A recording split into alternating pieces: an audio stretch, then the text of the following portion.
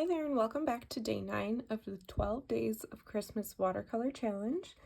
Today we are going to be painting a pine cone, but it's a little bit of a different version of a pine cone. Last year I painted a pine cone for the challenge, but this year I thought it'd be fun to add a little bow, almost like it's an ornament, and I'm not going to do the snow texture like I did last year, so somewhat familiar if you participated in the challenge last year. But I thought this would make a really pretty card design, or it could be framed in a little 5x7 frame. So let's go ahead and get started. I have a size 3 pointed round brush. This is the same brush I've been using for a lot of the paintings that I've been doing.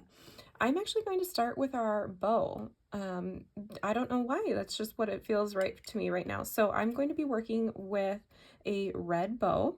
So here I have my Alzerian Crimson, super nice red color. So that's going to be like the base color, and then the darker pieces will be mixed with the Payne's Gray, and then also just lighter amounts of the red and more water. Let's start with a good healthy amount on our brush. So a decent amount of paint and water on our brush, and I'm going to start on the inner part right here where the knot is on the bow, and that's because it's going to be a little bit of a darker area there. And then as I work my way out, I will go ahead and get rid of pretty much all that paint on my brush, and we are going to start to fade that color, and we want to make sure that we leave highlights in the bow. So I will go ahead and just leave a little bit of a highlight right there. Again, I'm going to get rid of some more paint on my brush. It just really carries. I don't want a whole ton of it. I'll keep it nice and light up top here. And as it comes around, it's going to have a nice little shine right here. So I will leave that part white and just kind of fill in the side there. So again, I will just take my brush with water, and I will try to smooth some of that out. This is also a great time to scoop up any excess paint that you feel like it got too heavy with a fairly dry brush, like that. So what I'm doing is just going ahead and grabbing it, like picking up water on my brush, I'm having a hard time explaining this, but anyways, you pick up water and you just make sure that you have a nice dry but clean brush, and then you can scoop up that paint. I'm going to scoop up a little bit more, working my way to the inside. And sometimes these harsh edges on a shine don't really make sense, so I'll just go through again and soften some areas. All right, so we can already see that it looks really nice, satiny, shiny bow. And this area down here where the bow comes around will be another dark area. So just grab a good amount of paint of that red right there. And if you want, you can even run a little bit of that red on the side here with the very tip of my brush. Okay, that looks good for now. I might even be able to add a little bit more of a shadow area right here as it kind of comes around. So I just added a tiny little bit right there. That looks good. Let's move on to the other side, since we kind of have the idea of what we just did. And we want to start right here where the bow is tied. So I just kind of did a little bit of a U shape right there, sideways U, of a really nice dark amount of paint.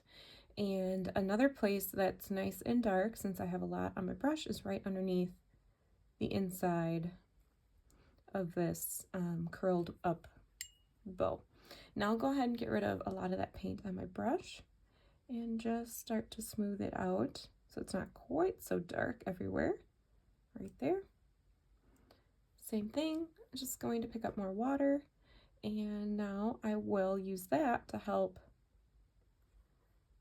work my way over on this little bow up top. So medium amount of paint and water, more on the lighter side actually, as I work my way there. And again, going to get rid of mostly all the water and paint on my brush and leave a little bit of a streak there just to show a little bit of a highlight. And let's do another little bit here. But otherwise, I'm really trying hard to leave a nice little white shine on the bow there. Now don't worry if your shines are kind of coming in different places than mine, because it's really going to give the same effect as long as you're kind of showing the dark to light contrast. I just went ahead and picked up a little bit more of that red. I'm just going to drop it in underneath here, as well as over here.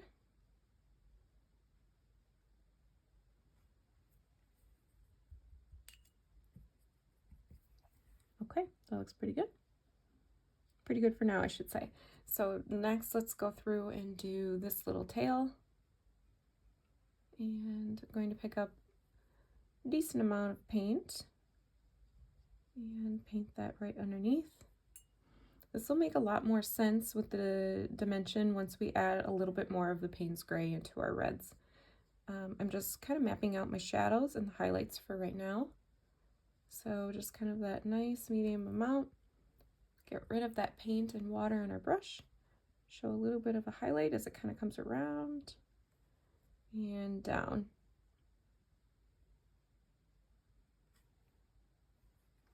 Can always add a little bit here into the bottom of the tail.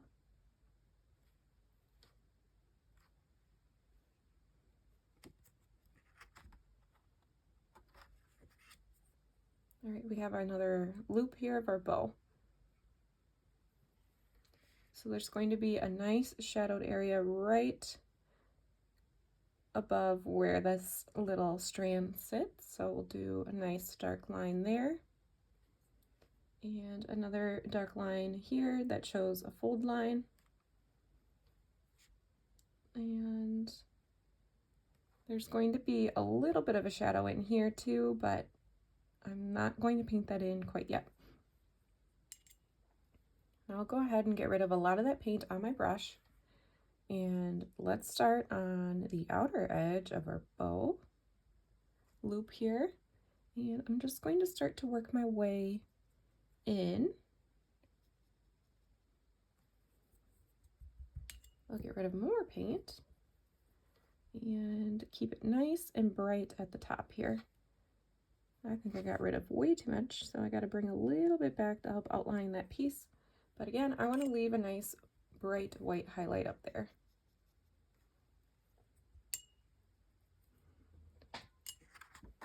All right, so that's what I have for right now on the bow. You can really tell, oops, I forgot, I got to do the center. So let's go ahead and do that before I go through and add any other shadows.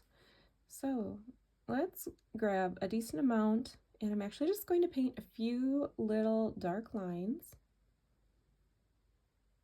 And then leave a lot of highlighted pieces in there. Go ahead and get a lot of that paint off. You can even just kind of dab like that. Okay, let me show you that up close here. So again, you can really tell it's a bow, and just based on the contrast, even though we've only used one like color, which is this one crimson red color. So what will create a lot more interest is by adding the Payne's Gray and red together combo. That's that nice deeper cranberry color. Not a whole lot of Payne's Gray, just enough to make a nice dark rich layering color. So here I have a decent amount on my brush. I'm going to now put that into some of the areas that are truly the darkest. So where I see an area that would be really shadowed is right here underneath where that loop happens, like that. as well as up here where that bow loop kind of comes over. And there's a little bit of a shadowed area right there.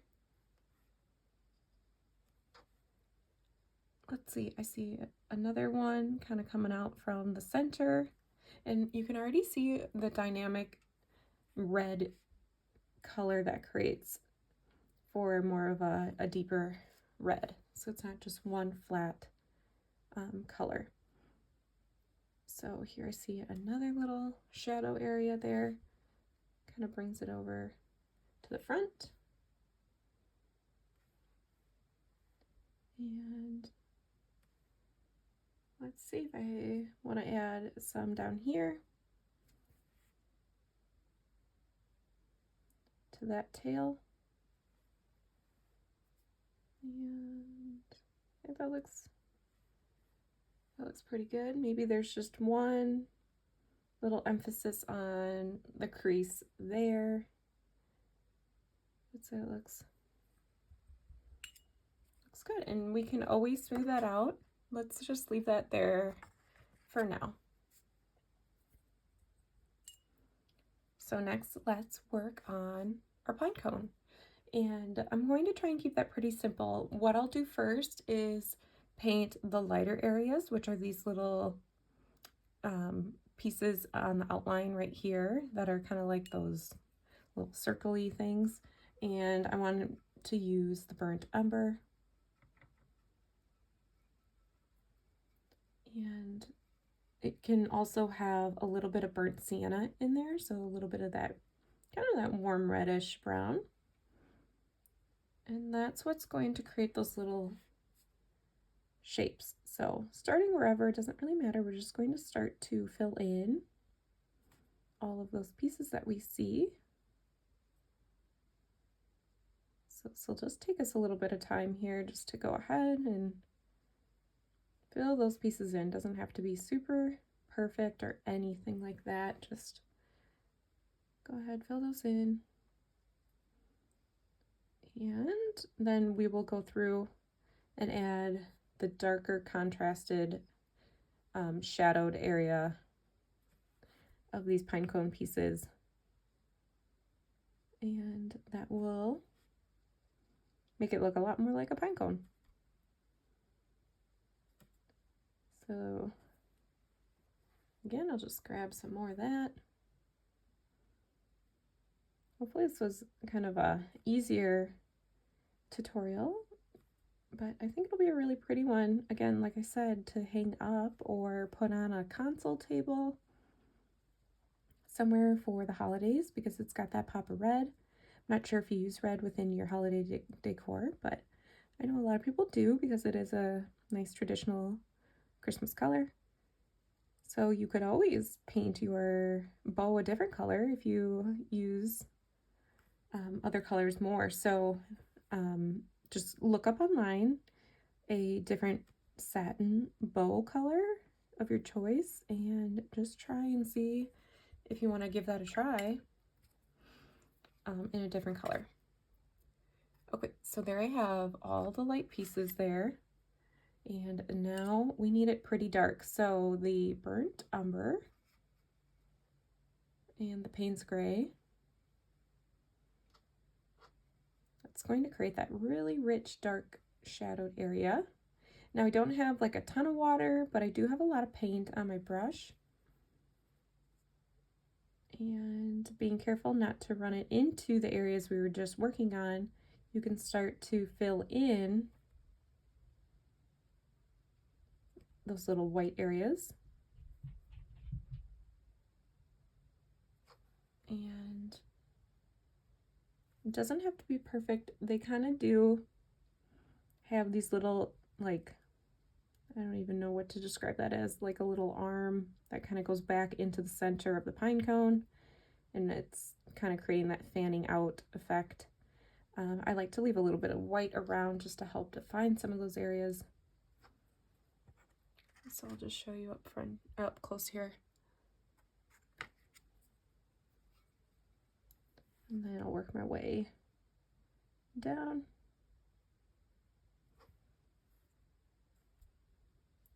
So just filling in that block of color and that rich dark brown that we created.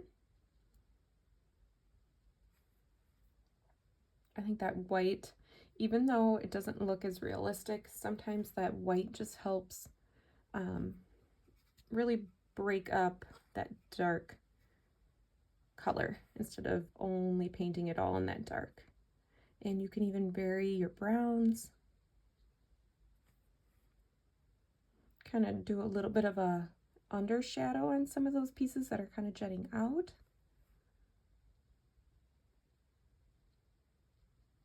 And as you work with that brown, it kind of does lessen in areas, which is nice, but you can grab some more as you run out. Just working in that same color mixture.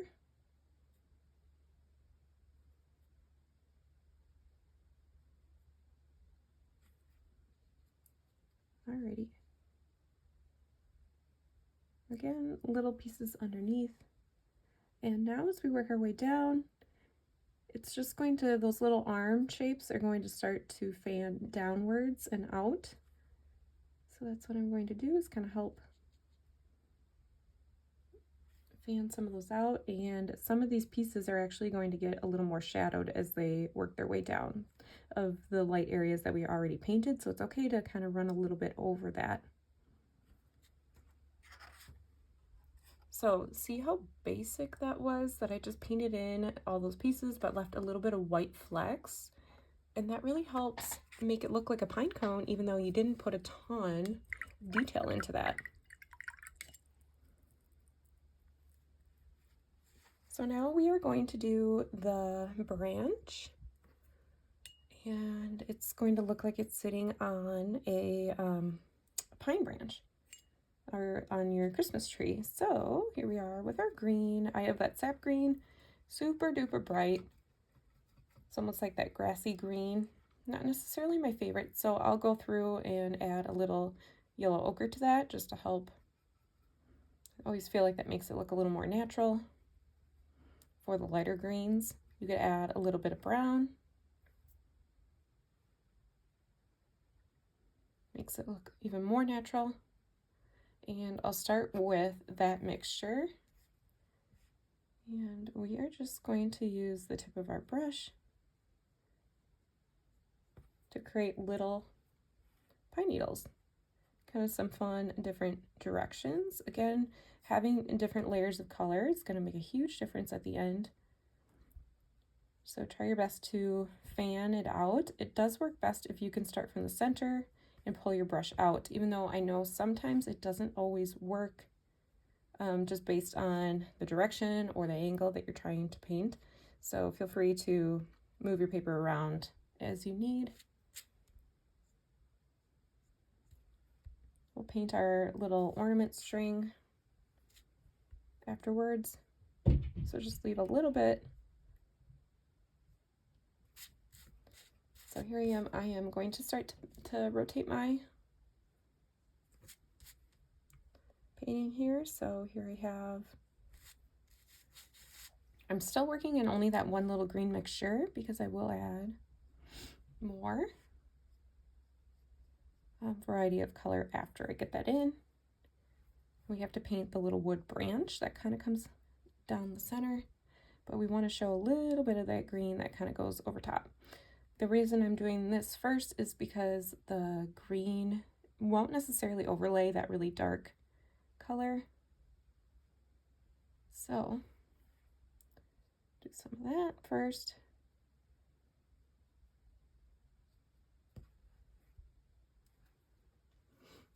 Okay, nice and basic. Let's grab now another mixture.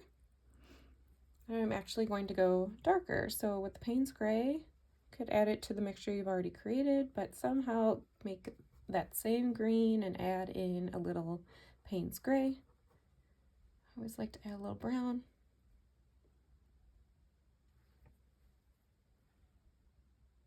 And now we can start to paint in a little more of those needles.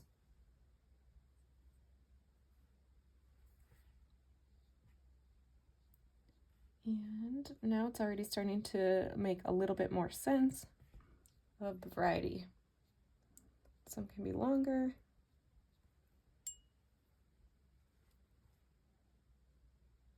And it's okay if they kind of go in different directions or if they overlap your bow a little bit.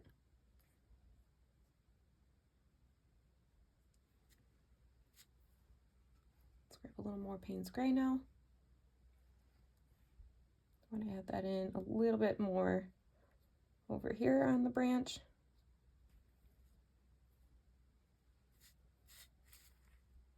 Add a few of those up top. The darkest areas are definitely going to be more where it's clustered, which is more towards the center.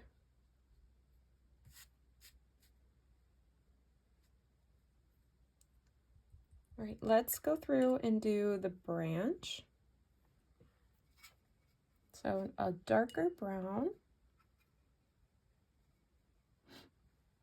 So just a little bit of that Payne's Gray in there. And I'll just fill in a few little gapped areas that it looks like are left open.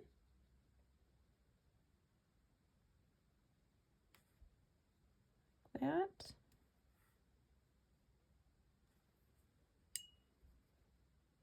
Now I'll just get rid of a lot of that paint on my brush, and I'm just going to try and smooth some of those little areas together. Again, we can go through and add a little more detail, but I just wanted to try and soften some of that. So I'm just using the water and kind of fanning it out.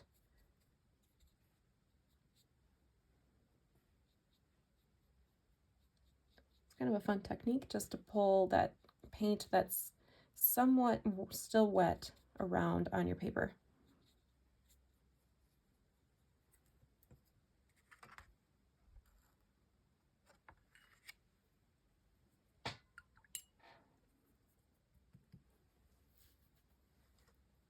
So I will go through and just add one more darker layer of those needles. So the Payne's Gray, mostly Payne's Gray, just a little bit of that green, and dropping it in there since it is so wet.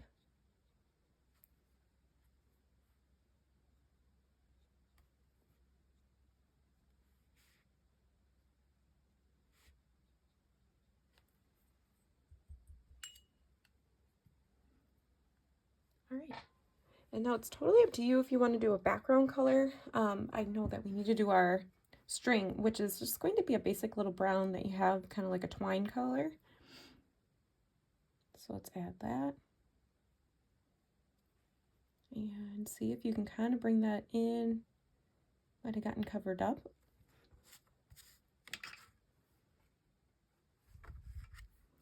So from here, it's very much up to you to decide if you feel like painting more of a background to your pine cone. You could add more of like a lighter blue on one side, could be greener on one side. I might go ahead and do a little bit of a background. So here I have it as a white version, but you could always switch to now a bigger brush, so something like this. And that'll be really helpful for creating more of a kind of a, if you remember, let's see if I can find it from our bird tutorial, getting something a little bit lighter and creating more of like, you could even create like the lights from the tree shining in the background. So first I will go through and do more of a lighter blue, mostly water, a little bit of paint. So here I have kind of like an ultramarine blue. And I'll just start to do a little bit of that in the background. Put some on the paper and then just start to pull it around. I do want to leave a little bit of white areas.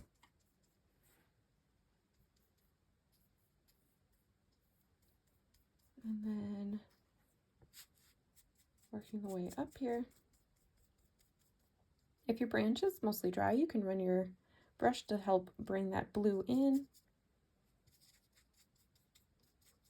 So here I just have a little bit more blue. It's kind of hard to see since it's so wet.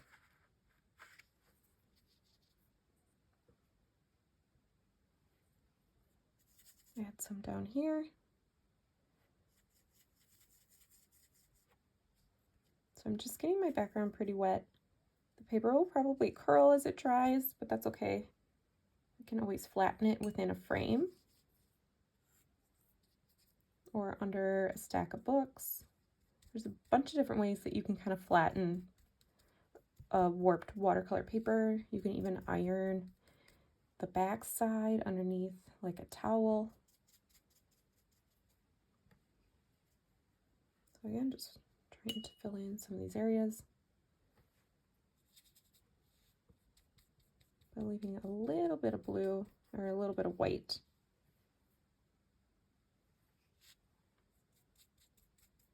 I think that just really helps to kind of ground this hanging pine cone.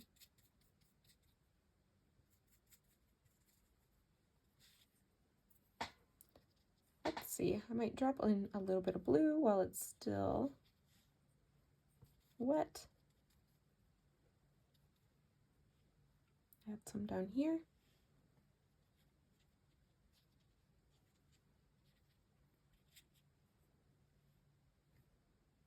And you might even be able to add in a little bit of green just to show a little bit of hints of the tree in the background on this side. Just definitely have fun with it. You can always redo your paintings, so don't feel pressured to get it right on the first try.